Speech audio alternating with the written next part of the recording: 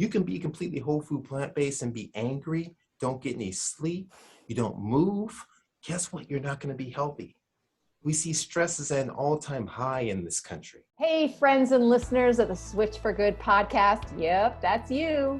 I have some really exciting news. Dotsie and I have started a Switch for Good podcast Facebook group. We created it so we can build a community of fans that will help us improve the show and deliver on the topics that you want to learn more about. So we want to hear what your favorite content is, what you want more of, and what you want less of. And if you like the length of the show, Dotsie and I are always talking about the length of the show, right, Dotsie? Yes. We want to tailor our show around the needs and desires of our incredible listeners, almost 500,000 of you. And it's really simple to join. Just go to our Switch for Good Facebook page. That's Switch, the number 4, and then Good. And then click on groups. And there we are, the Switch for Good podcast chat. You can post directly in the group, share ideas, talk to other listeners, and connect with like-minded folks. So go, run, join our Facebook group and tell us what you want.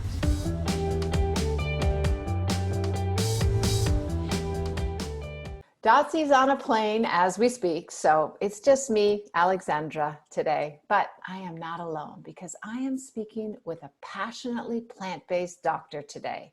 We talk broken hearts, blocked arteries, the best ways to ensure you don't get either, and why it might be healthy to be SELFISH. So stay tuned while I talk to one of the superstars of our movement. Today, we welcome Dr. Columbus Batiste to the show. Dr. Batiste was chief of cardiology at 2 Kaiser Permanente medical centers for 12 years.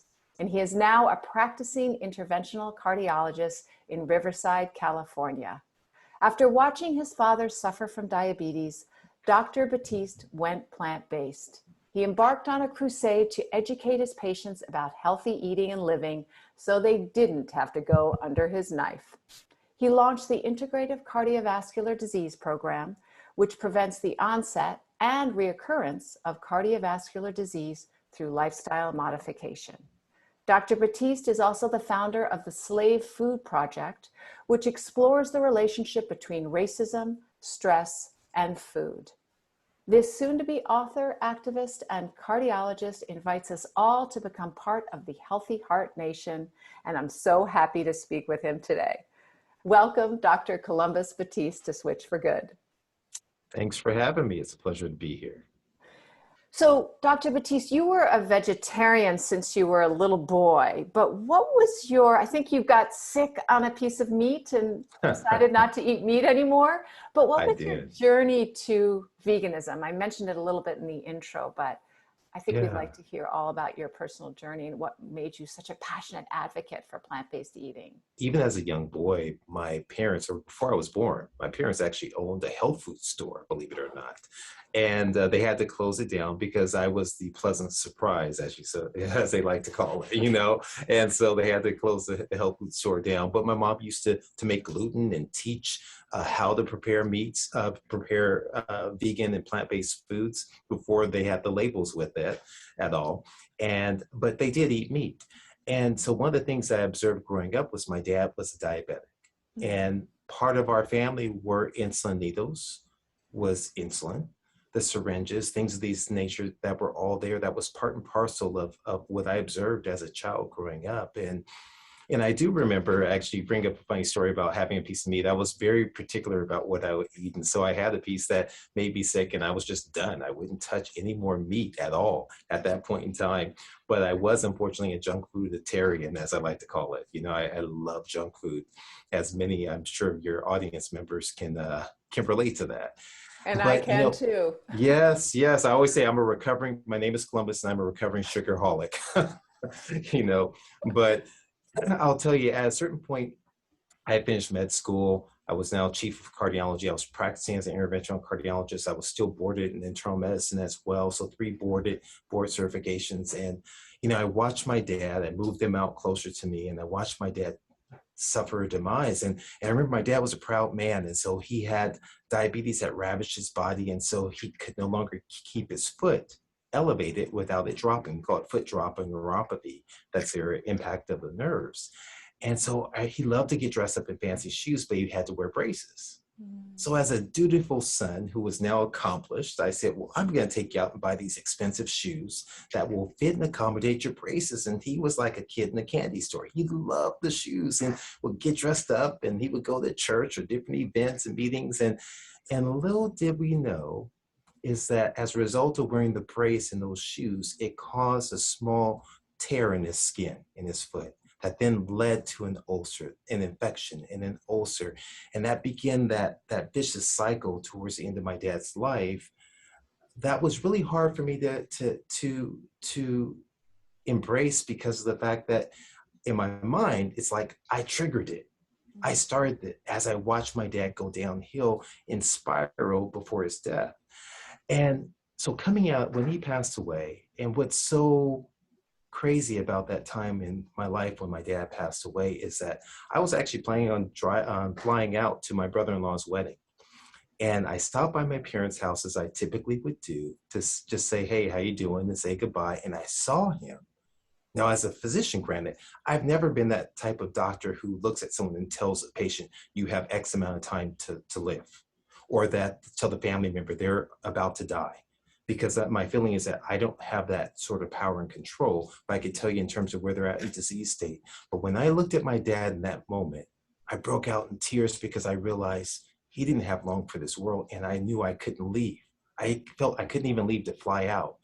And what's so crazy about that time is that all of my siblings all had this sensation that they needed to come by the house in the middle of the week. And we were all there on the day that my dad passed away. And I remember just that the darkness and the feeling of despair of, doesn't matter how old you are, when you lose someone that you love, and especially a parent, you feel like an orphan. You feel like if you're lost. And I had that feeling, even though I was a father and I had my own kids and my wife and so forth. And out of there, I felt guilty. I felt horribly guilty for what I felt I did to my dad, and for what I felt I didn't. And as I started to really read and research, and I had started to stumble back into this area before, because I would have patients ask me, hey doc, what should I eat? After we worked on the heart and areas, everything, and I'd say little quips. Oh, just do 4 out of 7, do well 4 out of 7 days. No one's perfect. Just do this. I'd say little things. None of it evidence-based, none of it research, none of it science. And so I started to kind of begin the process of reading. But after my dad, I really picked up the pace in terms of reading. And I'll never forget it. It was Cobble Esselstyn's book, Prevent Reverse Heart Disease. And although my dad died as an ill effect of diabetes, there was the chapter Moderation Kills just struck home to me. It struck a chord. And all of a sudden, there was just this aha moment that anyone on the outside looking at my dad would say he's pretty healthy, that he doesn't smoke, he doesn't drink. Yeah, he has a little bit of meat every blue moon. My mom made pretty wholesome meals. He loved fast food, but didn't overly have it. Loved sweets, loved processed chips and sodas and things of that nature. But when you look at the ill effects it had on his body, all of a sudden it resonated with me as a cardiologist, because I give medications to patients on a regular basis. And some patients, they can't tolerate a small amount.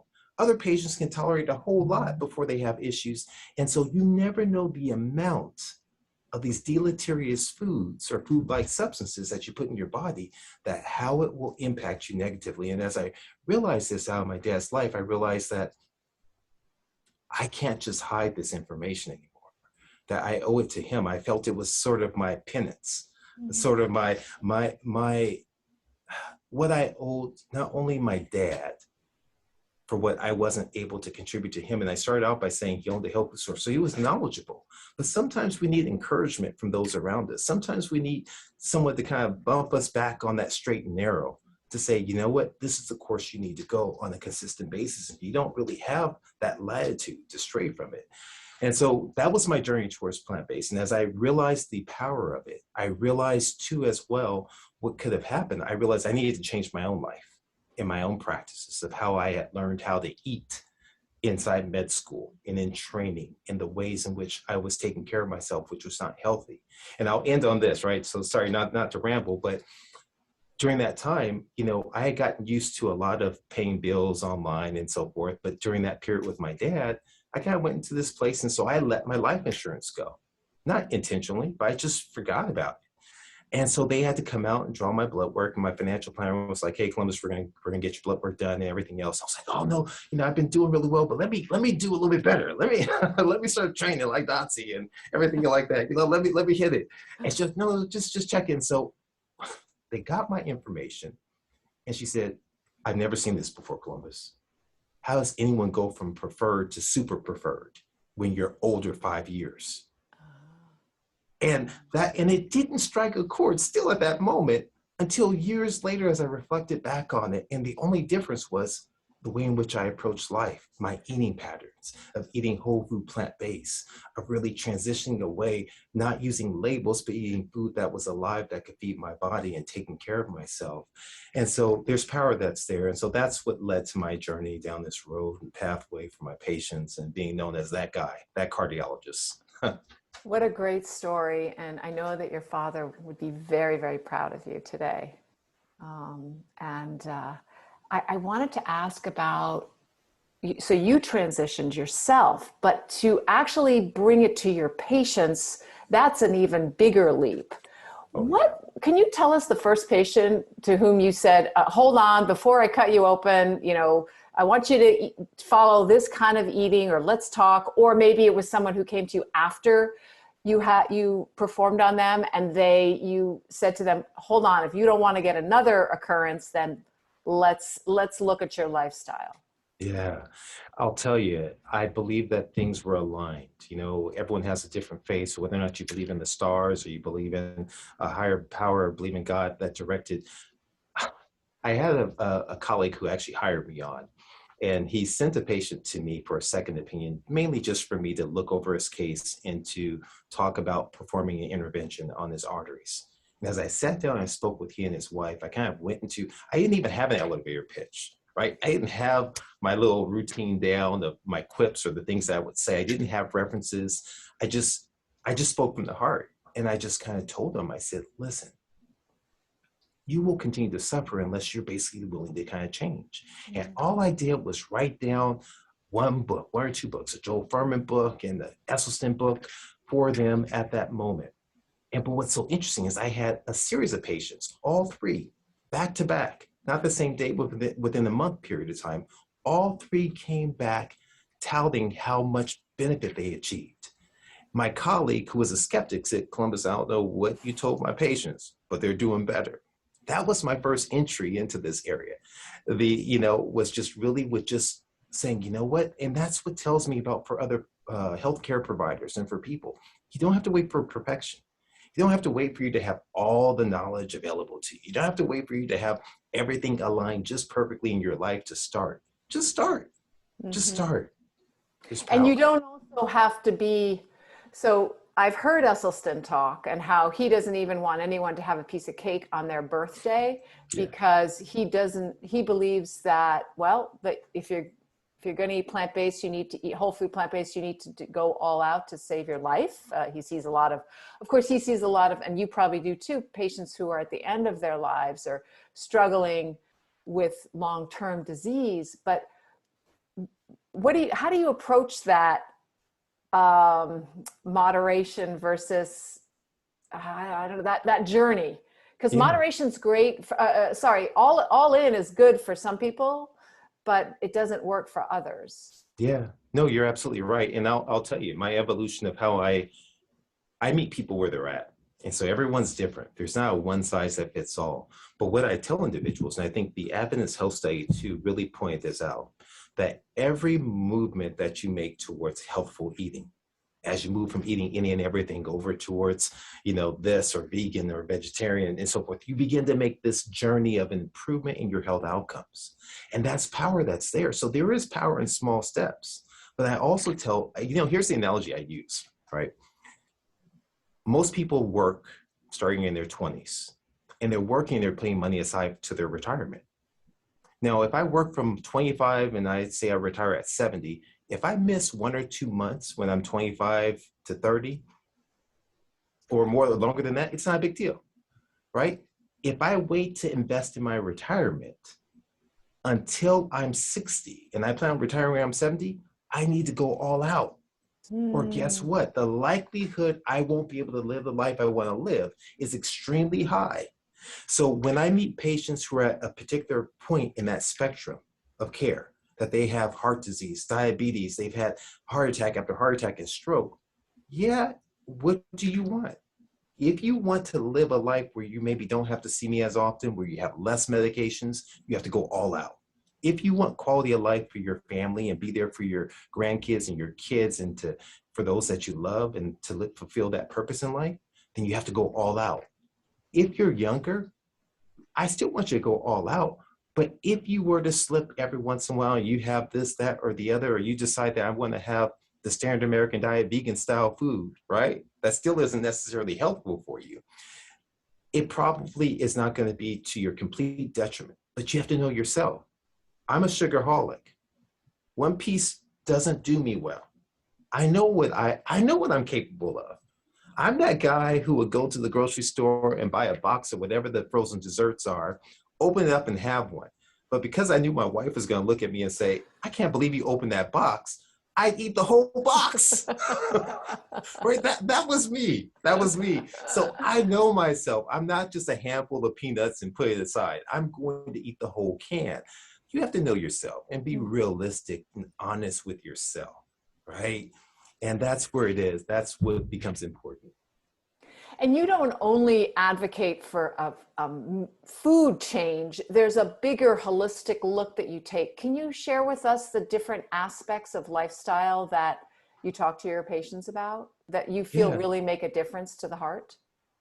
I'll tell you, everything in life that we do impacts our heart. And that's the beauty of the simple things. We always think that we want the sexy and the novel and the Mm. high tech things. It doesn't have to be all of that, right? So you can be completely whole food, plant based and be angry, don't get any sleep, you don't move. Guess what? You're not going to be healthy. We see stress is at an all time high in this country. We see that all of the stripe that's there. And so there's an acronym that we'll talk about later that I evolve into. I'm looking to write a book on this, and hopefully that'll come out in the fourth quarter or so of 2022. But it's entitled Selfish. Selfish. I tell people you need to be selfish. And so it's different than self-care. Self-care is focused on yourself. By being selfish, although it sounds like you're focusing on yourself, it allows you to live a life of purpose. So selfish starts by being, we say, spiritual. And it's not in a religious fashion. That could be deep breathing. That could be spending time in nature. That could be prayer. That can be meditation, because studies have shown that enhances your prefrontal cortex. Studies have shown that by doing this, that you're actually able to dilate the vessels and relax that special lining called the endothelium. Studies have shown it lowers the blood pressure. Studies have shown it decreases the perception of stress that's been tied to disease burden. There's power in terms of getting spiritual, which is the first S in selfish. The E stands for exercise. Now, exercise is really, that's a modern term, right? Because back in years ago, exercise, as we call it, could be simply going out and plowing the field, mowing the lawn, picking the vegetables. But many of us, we have desk jobs, like myself. All right, I'm culprit number one. And so that means I have to find methods to move more. So I start off by saying, get neat with it. Non-exercise activity thermogenesis, stand more than you sit, park further away, take the stairs. Then we progress and say, okay, let's start to count your steps.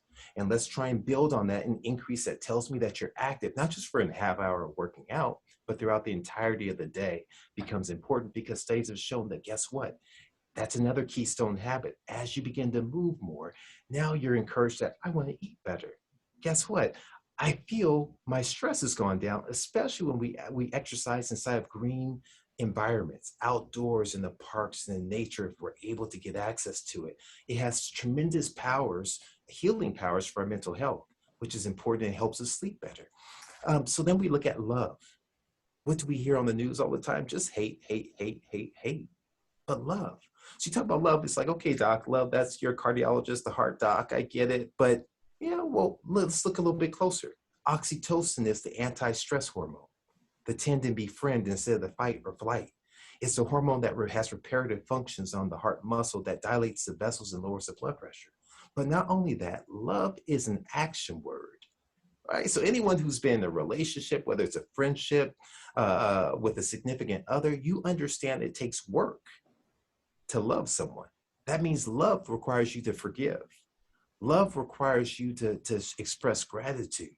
And when you love, right, when you express gratitude and forgiveness, guess what that's been shown to do? That's been shown to help decrease the burden of lack of blood flow to the heart muscle. It's been shown to dilate the vessels. It's been shown to lower the blood pressure. That gratitude has been shown to have phenomenal benefits on the body and on the heart specifically, as we're talking about the heart, right? So that's where the L in love for selfish comes in. The food, it's no magic, right? Real food, whole food, plant-based food, foods that decay, foods that your bacteria want, right? We see these old Golden Arch burgers and fries that people will find. I read an article from several months ago. Someone found one, I believe it was in Chicago, that had been there for about 70 years and looked the same, right? We don't want that, right? We want real food to enrich the body. The I stands for intimacy, right? And so intimacy isn't, once again, sexual. It can be your pet. It can be your animal. And that care, I always joke inside lectures and talk about my mom says that her best friend is her dog Precious.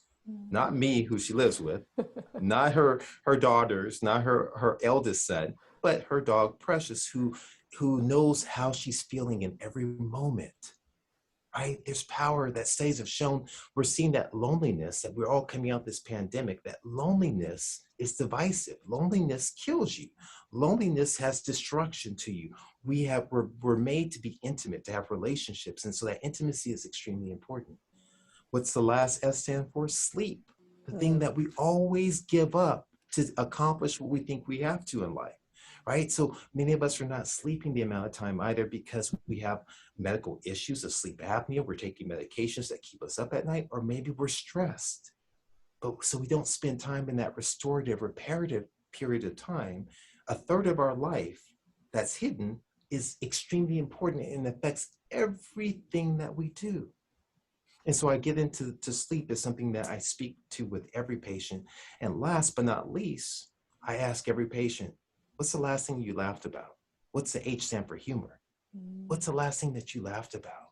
Whether it's a dirty joke, if it's a television show, and there's times I'm on call and it's a weekend lonely, I'll just put on whatever my favorite comedy is and it's playing while I'm reading studies and I'm just laughing out loud, right? The original LOL, I'm laughing out loud and people are probably walking by the door wondering what is going on in that room. But that's a way that it has restorative values to the heart, to your vessels. And so there's power that's there when we get selfish. And when we do that, guess what? We're receptive to life. We're receptive to other individuals, and we're ready to live a life of purpose. And that's what the goal is to be able to live a life of purpose. What is the title of your book? And you said it was coming out later in 2022. Yes. And do you have the title? I do have a well, working we're going to title. bring you on anyway, so you can publicize it when it's published. I love it. Thank you. Yes. But it's selfish, a cardiologist's cure for the broken heart, right? For a stressed and broken heart, because you think of it, right? So there's a condition called takotsubo. Have you ever heard of that? It's called what? Have you ever had a broken heart? You haven't had a broken heart. How many hearts have you broken? Right? So, I actually did want to speak with you about this because my mother was diagnosed with a broken heart syndrome, and she did not die of a broken heart, but she did have it. And just being diagnosed, the chest pains went away. Just being told and heard that she was in pain from losing loved ones. Yeah. Is it called something else? You said Taka? There is another name for it. So it has several names, right? So broken heart syndrome, stress-induced cardiomyopathy, and also Tako, T-A-K-O, Subu disorder. And that is a Japanese term that the heart mimics an octopus trap that's used inside of Japan, where you have a ballooning of a portion of the jar that catches them, and it's narrow at the base, and that's the heart takes on this appearance where the heart balloons open instead of contracting close. So we also call it apical ballooning syndrome. And that all comes from a broken heart? It's all from stress. It's all from stress. And so we see this most commonly in females. We see it most commonly in individuals who've gone through a major emotional stressor. It could be a fight, an emotional fight. It can be the loss of an animal, a loss of a loved one, that will see this strain that really hits and it really suspends the heart. And so we know this is the impact of stress, that stress is indeed impactful. And so we have to be careful. Although I talk a lot about stress, I also want to talk about the good stress. I also want to talk about the ways in which we can build resiliency in the body, right? And so I speak about health equals resiliency divided by stress. The higher our stress, the poorer our health. But guess what? The more we can be resilient and have the relationships that are there, the better off we are, and the more resilient and the better our health will be. There was a story recently of a man in Texas whose wife, just for folks who might not have heard it, whose wife was shot in Uvalde, Texas, in the school there. And 2 days later, after visiting a memorial, he had a heart attack in his kitchen. He was in his early 50s. I had a question about that, actually. If you don't have any previous heart issues or artery issues, can you still have this occur, or does it only occur in people who are vulnerable to it? No, so that's the thing that's most interesting, is the fact that oftentimes when we bring these folks in and we perform an invasive procedure called a coronary angiogram on them, we oftentimes see that their arteries look okay. There's no major blockages at all, and certainly none that would really designate that this degree of dysfunction should occur. And we'll go back and really dig into the history and find it. And I'll tell you, I wasn't taught this in training. So this diagnosis really came to light in the 1990s, around 1990 or so. It was not something that was well discussed or thought of. And since being in practice, I've only seen it exponentially increase in terms of what my observation of the diagnosis and making that diagnosis over the past many years. Okay. Can we back up a little bit? And because I find often I don't know as much as I think I know about really basic things. So can you give us a definition of heart disease? Yeah. What causes a heart attack? And what is our goal in terms of having a healthy heart? Is it about valves or elasticity or explain what we're aiming for also? Yeah, no, great questions. And I'm going to start at the end, almost like a movie that starts at the end and works its way backwards. So the goal of any healthcare provider is one of two things: to help a person feel better and live longer. That's it, right? Now, part of live longer in many instances, specifically as it relates to the heart, can mean trying to keep you from having a heart attack. That falls under that bucket that's there. But those are very simple goals: how you feel, symptoms and so forth, minimizing that, eliminating that, and then potentially preventing this catastrophic event called a heart attack. So now that's the goal. So let's take it back to the beginning. So what we know about heart disease is nothing new. It's been known since the days of the pharaohs, and studies have shown and demonstrated that we've identified this. And the best way I can describe it is that we're beautifully and wonderfully made, and we have this intricate network of vessels. Think of these vessels as water hoses. They're going and delivering blood all throughout the system, and they arise from one singular pump called the heart. Now, this heart is wonderful in that although it gives off these big, these garden hoses, these pipes, these rubber pipes that are there, it also feeds back to itself to deliver blood to the heart muscle. These pipes can get clogging inside of it, just like your pipes at home. And so you can have where you have that small, mild green corrosion that occurs if from the heart water that's been there. Okay, well, it's not obstructive. We may say that you have a little bit of hardening of the vessels, like that hardening that happens there. We'll call that arterial sclerosis, which is hardening of the vessels.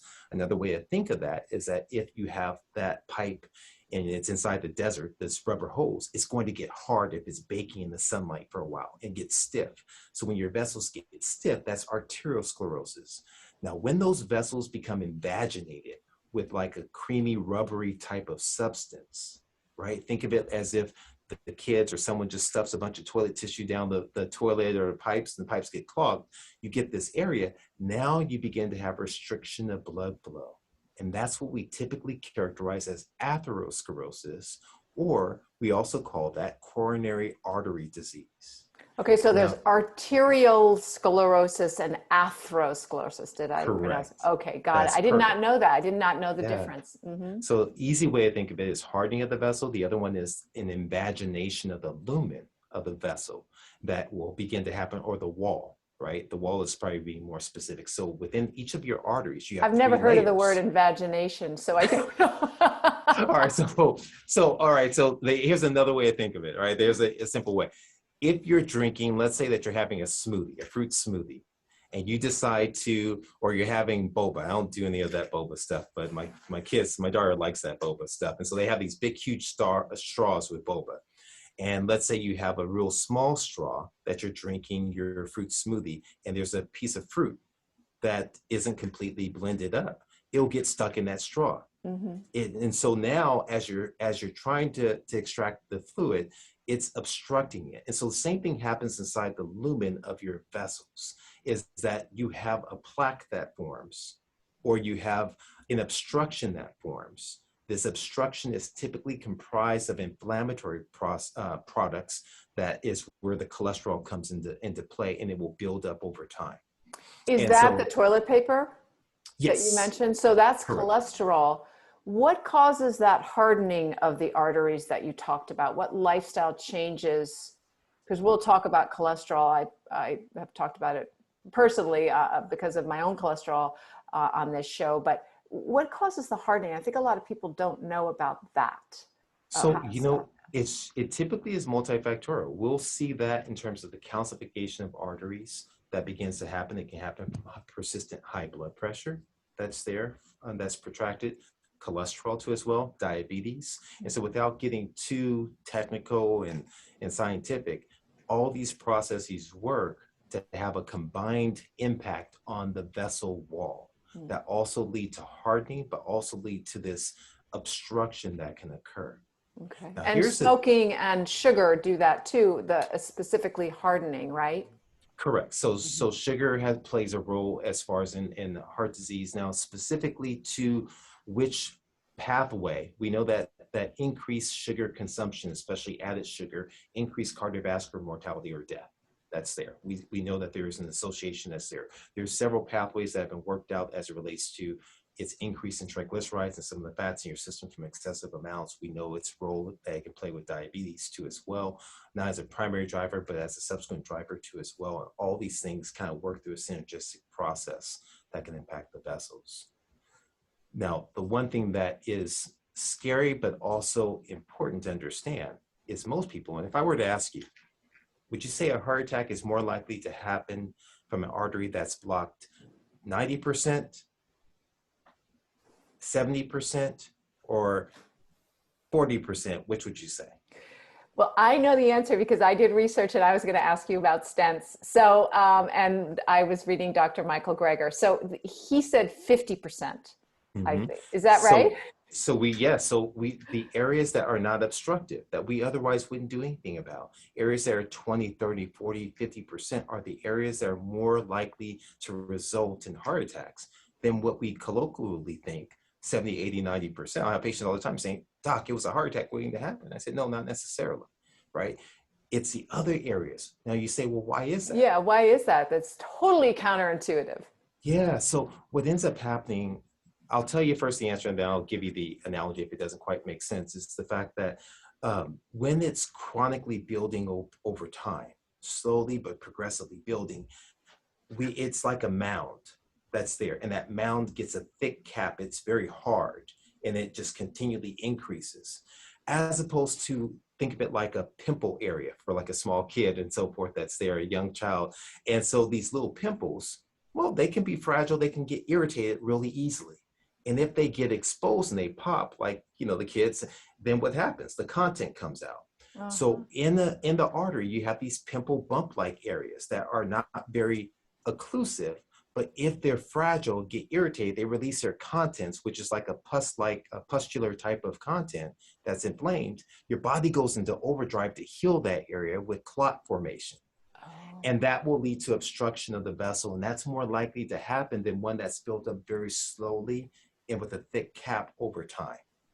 Okay. So, and is that the pus analogy, is that cholesterol, or what is that? Yes. Okay. That's a mixture of all the inflammatory cytokines that then lead to the cholesterol. They meld the cholesterol and lead to atherosclerosis. Yes. I've heard you say that 50% of men and women who die of a heart attack, it's their first sign of heart problems. Correct. Tell us about the silent heart attack. It's on the rise. So what we know is that there are increasing evidence of individuals. I'll tell you where this first kind of struck home to me. I was studying for my first boards, and it wasn't even something I was overtly taught in fellowship. And I was listening in, they described it almost, I felt like I was listening to Indiana Jones movie. And they described almost like this layer upon layer of sediment of when someone dies, of really finding out that they have healed heart attacks upon healed heart attacks before the one that finally ended their life. Mm-hmm. And so almost like an archaeologist. And so this is what studies have really begin to bore out, is the fact that we will see individuals who will say, oh, it's just a little heartburn.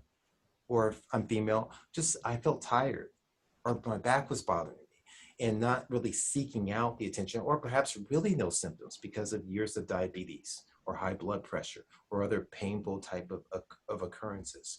And so that's why it's so important for each of us to be advocates for our health, but not only that, not advocates for your health just at the doctor's office, right?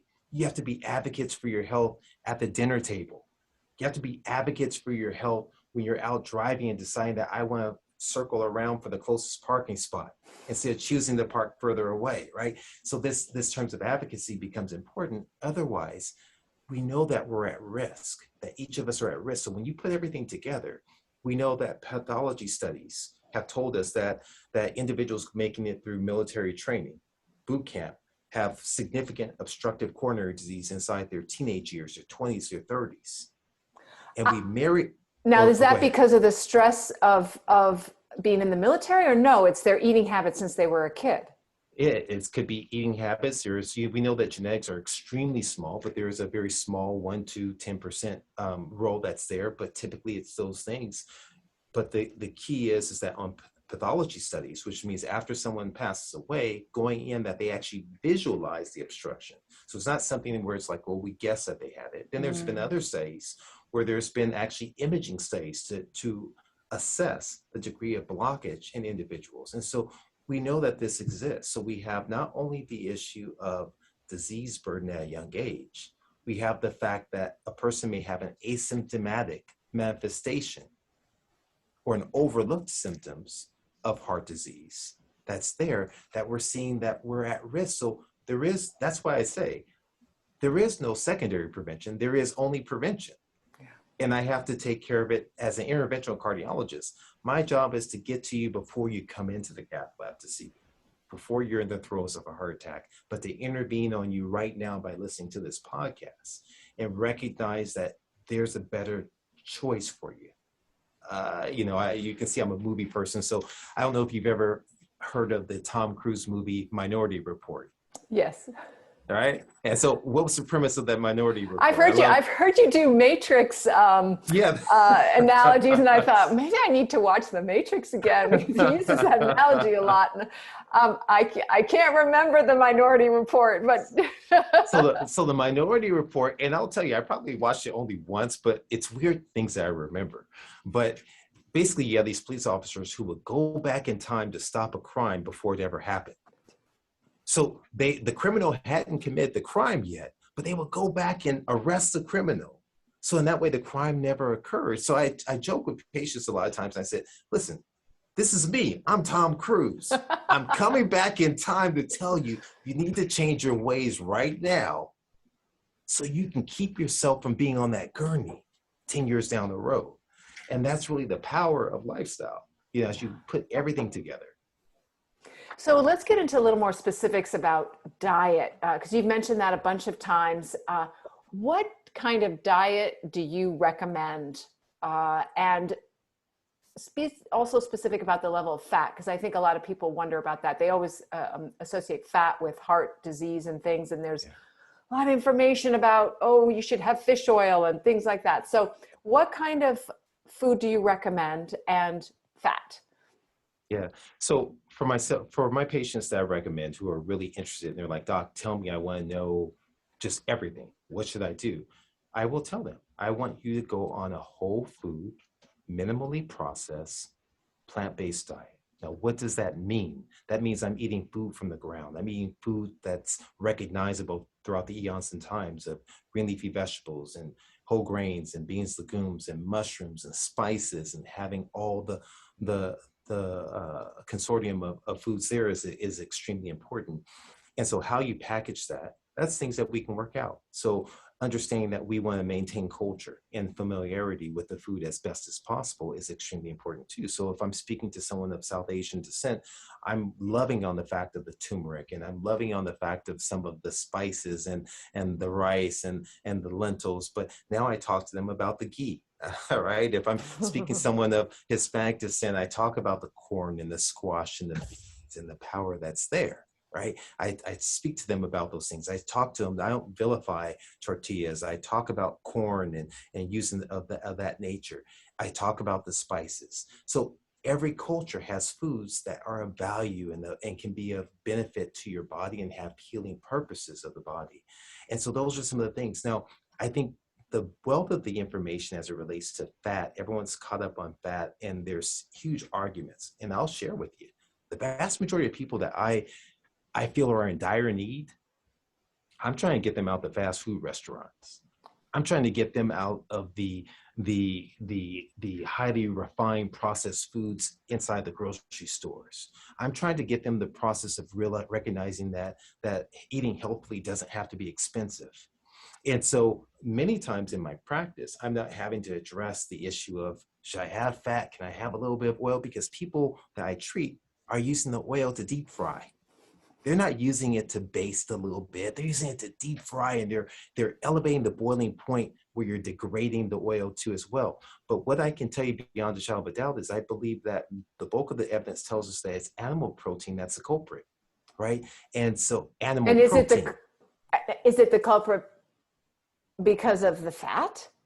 No, it's more complex than that. It's more complex than just the fat. We're seeing issues in terms of the trimethylamine oxide. We're seeing issues as it relates to the toxins that are there that are secreted, and they lead to issues with your gut microbiome. So we're seeing such a constellation. I think that we can't simplify it so much to say just the fat, but the fat is representative because guess what? I'm not getting fat from eating whole food plant-based, right? There's not fat inherent inside of that, and nor is there the level of carnitine or the other issues that are there. So many times when we speak of oil, they're comparing it to butter and to lard and to other things like that. And so we say, okay, well, olive oil, based on all the studies inside of medical journals, shows that it's beneficial for heart health, is what these studies are intimating. But we also know oil is very high in high in calories. And so many people are wondering, why am I not losing weight?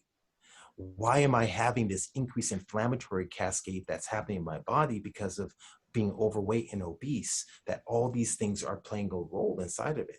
And so we have to begin to change. Insanity is doing the same thing over and over and expecting a different outcome. So I do begin to move folks away and say, well, let's eat it in a more healthful, let's eat it even in an even more healthful fashion. Our approach towards eating, to preparing foods, and the way in which we go about things.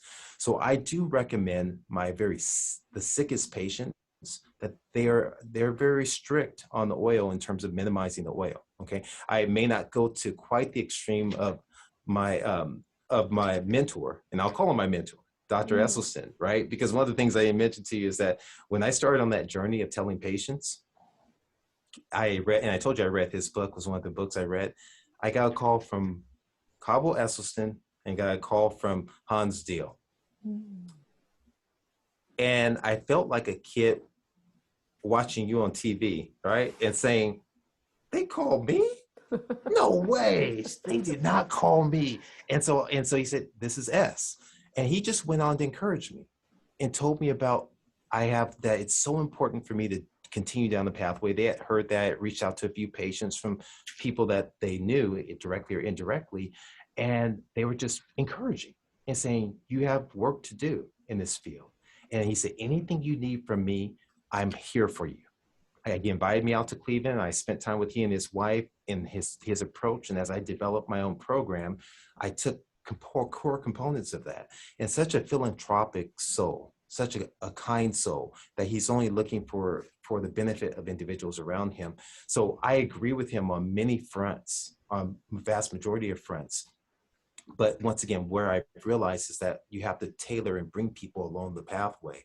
And so for myself, do I use oil? I don't.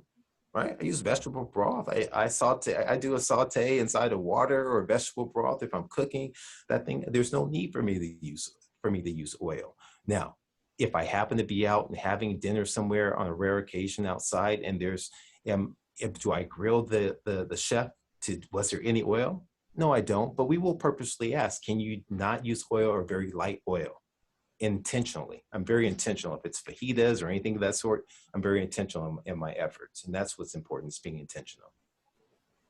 And so what about for cholesterol? Since cholesterol is in the arteries is what clogs them or causes the breaking of the pimple, right? Mm-hmm. Well, the content that fills the pimple. Yes. It's the stuff that's in the pimple. Yes. And that can cause a lot of problems in the arteries. Isn't cholesterol raised by eating fat, specifically saturated fat?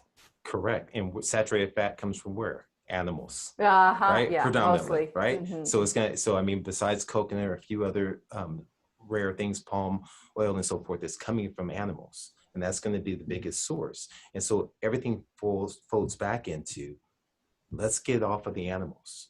Let's move away from eating animals and ingesting. And so as we begin that process of doing that, we're going to see this decline, this dramatic decline in terms of our cholesterol values. We're going to see an uptick and improvement in our health, astronomical.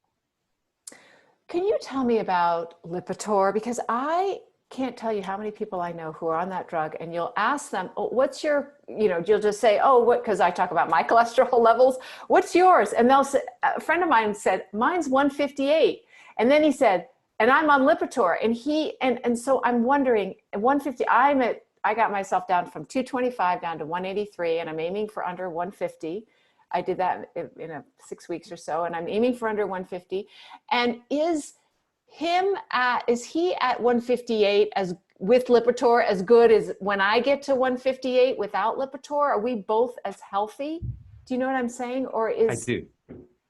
I know what you're saying. And so part of what I'll answer this first from a medical perspective, in that I don't have research to really validate an answer for that, right? So I haven't had comparisons of really health conscious individuals who adopt a whole food plant-based diet, who perhaps are healthful living in terms of exercise and sleep and so forth, and matching their outcomes compared to those individuals who are on standard pharmacologic therapy and perhaps engaging in the standard American lifestyle, right? So I don't have that data to call it out. Inherently, what we do know is that it goes beyond just the cholesterol levels, that there's an inflammatory risk that's there. So whether or not we're looking at aspects as it pertains to our C-reactive protein, which is extremely predictive, our ApoB protein in terms of the type of cholesterol, and is it small, dense or not, that these things are all important.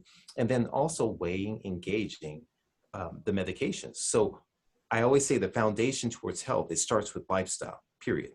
The next up that's probably less harmful than others is going to be medications, then it's procedures, then it's more and more invasive procedures. And so with medications, there are going to be carrying some risk. And I think one of the biggest things and problems I've observed in my 16-year career is that I will observe that individuals will become negligent at times in the eating because I'm taking a pill.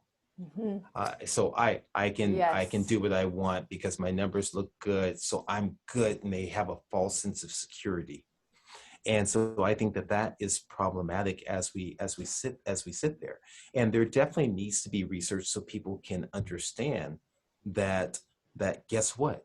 That you are equally as healthy. So if I'm seeing you, the first thing that I'm saying to you is, one, I'm going to calculate what's called your atherosclerotic cardiovascular disease risk score. First, is your risk or predictive risk over the next 10 years, is it high or not? If it's not high, then it becomes a moot point perhaps of even entertaining the idea of the use of statin or atorvastatin, simvastatin, any of rosuvastatin, any of them at all for primary prevention. The first goal of primary prevention from every associated guideline is lifestyle. Now, they may only spend that one line saying lifestyle and not spend any time exploring how a person should achieve it or how a provider should help to promote it. But lifestyle is the first goal. So I always start with lifestyle, and what you're doing is preferable. Now, based on our own literature, there may be zero reason for you to ever even possibly consider a statin therapy. Now, if a person has had a heart attack, then it's slightly different from a research standpoint in terms of what the medical recommendations will be at that time. There's absolutely no reason for me to go on lipitor because I know it's in my hands. It's my diet. I know, and because I do everything else really well, I just eat too much processed foods. So that's chocolate also. I'm a sugaraholic too, and a snackaholic, which I've heard that that you were. I want to ask you a question that also I hear a lot of people say, which is that it's my genes. And it's so I'm not even gonna try with food because it's in my genes. So are you familiar with the man? You're quite a bit younger than I, but Jim Fixx. Yes. Okay, so for our audience, who is probably also a lot younger than I, he basically was credited with starting the running boom in the 70s, and he started running when he was 35, and he quit smoking, and he lost 60 pounds because his father and grandfather died of heart attacks at a really early age, and I think his uncle did too. So he wanted to make changes. So he started running, and it was fantastic, and he became an amazing runner. But at 53, while out on a run, he died of a heart attack. And so a lot of people jumped on that to show that, you see, it was the genes all along. It turns out his cholesterol was 250. And people didn't really know about they weren't really talking about the link between diet. When people come to you and say, it's my genes, what do you say? What is it, their genes? And do they have control? Yeah. I mean, I think it's clear. The evidence is really indisputable in the fact that it's lifestyle, it's nurture over nature, and that it's not your genes, right? The vast majority of cases as it relates to all of these chronic diseases. And I'll be honest, I tell people it's so pervasive in our society for diabetes, high blood pressure, heart disease, and stroke, that essentially all of us are going to have family members with one of those things, right? So it's not necessarily genetic, but it's the environment of living inside of this first world country that we live in, and we're blessed to live in, but still at the same point in time. And so no, it's not your genes, and that you can overcome your genes. And there's all sorts of different little quips that people have used, and it's not your genes, it's your cookbook, or it's it's genes below the gun, and lifestyle will pull your poor lifestyle pulls the trigger. But the key thing is the fact that no, absolutely not. Your DNA is not your destiny. It is not your destiny. It does not have to be. And I think that's the thing that I try and stress to every single patient that I see, is that little steps matter. It really matters in the whole process of promotion of health and about achieving what you want out of life, that is. One thing I want to tell you too, as well, with Jim Fixx, is what's so interesting is what's lost along that Jim Fixx story is really the story of Nathan Pritikin, right? Who's an avid runner.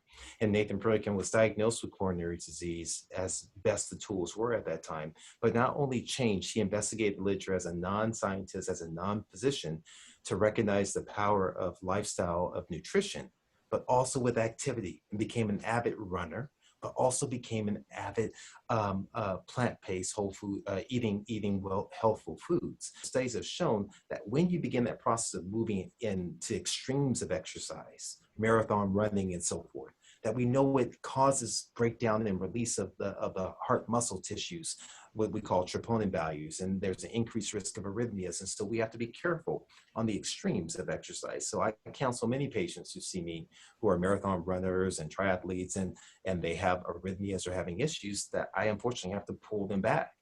And it's not that exercise is bad, but too much, it's not ideal for the amount of stress that the body succumbs to. It's not ideal for you.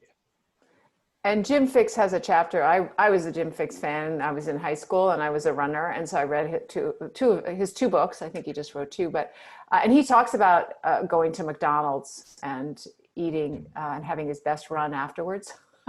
God knows how, but anyway, I remember it had a huge impact on me. I was already a vegetarian, but you talk about stress a lot, and I'd like to talk about the Slave Food Project with you. Yeah. Tell us what is it? Why did you start it? And what's the goal? Yeah, no, thank you for that. What's interesting was that I've always wanted to tailor my message to individuals who are in front of me and not provide them with a cookie cutter message. And so I always describe the Slave Food Project as very similar to superhero movies. You can tell my family's a movie buffs. They love movies. Okay. I as a kid, I didn't watch any movies, and my wife loves movies. So I've adopted that. I know every movie. And so you have Wonder Woman, you have Batman, you have Superman. And guess what? It's a superhero movie, a good guy versus a bad guy. At the end, the good guy wins unless there's a sequel. There may be a love interest. It's the same plot line, but different characters that will appeal to different people, right? And so slave food is really it's a story that's impactful to everyone. It's a story of how stress plays a role in the development of disease. It tells the story of how whether or not we have bias towards people based upon their sexual orientation, their size, how they look, areas in which they can't escape, right? That all of a sudden what impact this has in terms of their epigenes, in terms of their disease promotion, in terms of whether their fat deposition from eating, their tendency to eat certain foods. Now, when you look and you go even beyond how they're treated to areas and communities that are disparate, that now they live in food deserts and food swamps, where you say, well, how does all of that have to do with racism? They just happen to live there because they didn't quite do as well. Well, I'm a history buff. In a different world, I would have been a history teacher. So I love history.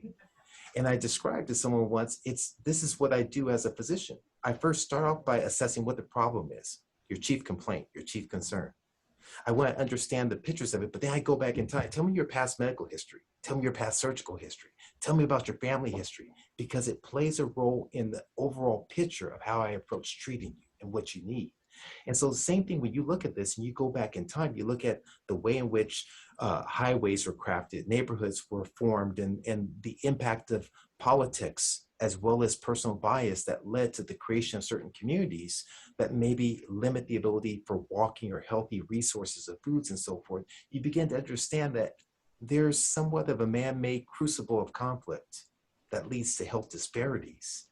And this really came to light, unfortunately, in 2020, during the COVID pandemic, that many of the disparities came into light. We started the project around 2017, 2019 of lecturing and educating, but also trying to build on the resiliency, that the same resiliency that you and I can have, everyone can have.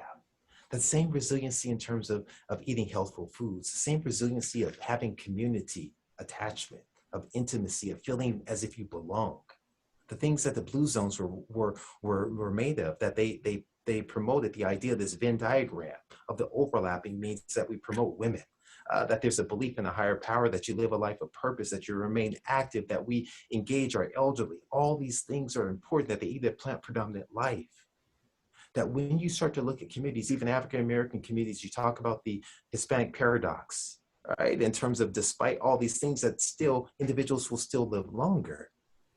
There's community that's there. And so we begin to build on those aspects. And so we try and highlight all of these. And so the goal of the Slave Food Project was really just to provide, to educate and to empower, to enact change is the goal. And was it focused on food? Because you say the term slave food, and I'm not clear what that means. Sure. What's the history of that? So being real granular with it. So slave food it's almost like I'm blanking on the word right now, but it'll come to me in a few moments. But basically, we do walk you through the history a bit of the historical aspects in the African-American community of how food was eaten from West Africa, as well as during the period of slavery, as well as going through the period of Great Migration, the factors that influenced it, to our current state of many individuals in terms of living inside communities in which there are food deserts and food swamps and there's minimal access that's there. So we do walk you through this historical aspect, but we talk, it's a double entendre was the word I was looking for. for is that, yes, from the historical aspect, but you also look at the fact that many people are enslaved to their environment, that they live in these areas and all of a sudden the food is discounted because it's subsidized.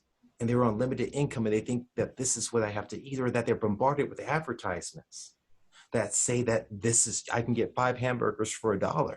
Well, I can feed my family for sure off of that, right? And so they're enslaved in this environment, and now they feel as if they can't break free. And that's many individuals, irrespective, that we all can relate to if we really stop and think of it. I always tell the story of when I started down this whole journey of eating healthfully. I was at the grocery line. I had all these fruits and vegetables and whole grains on there. And what do we know lines the aisle of the grocery store, right at the checkout counters right there, right?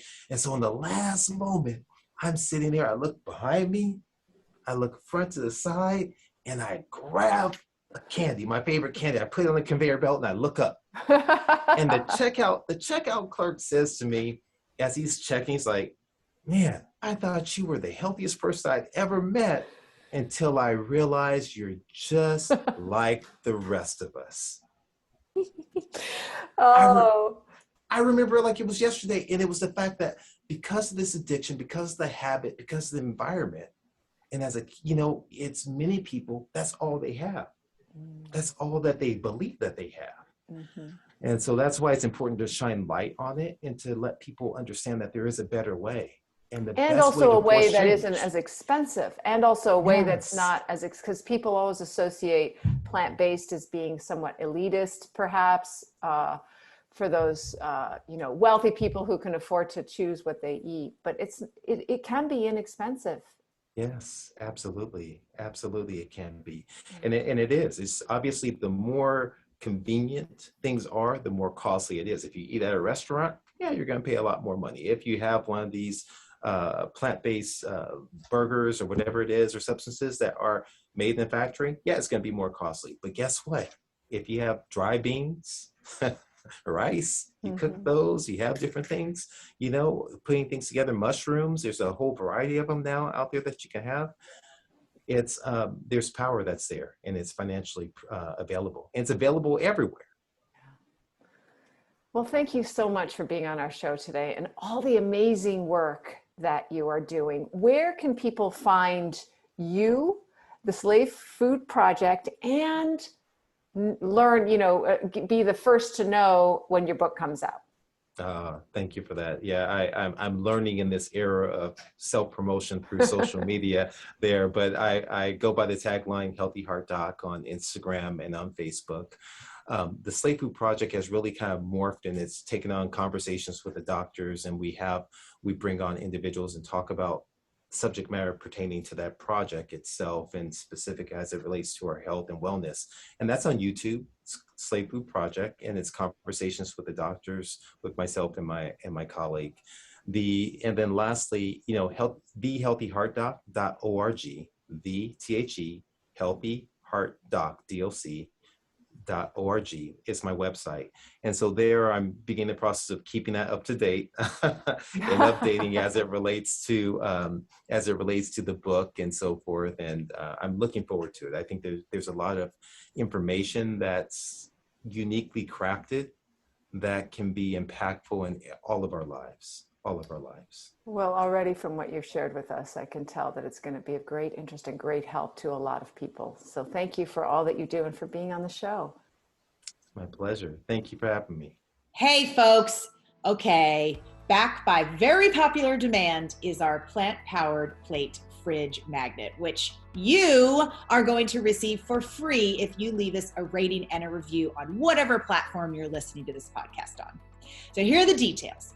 Just write your quick review. Does not need to be long, does not need to be a whole story. Just be honest and speak from the heart.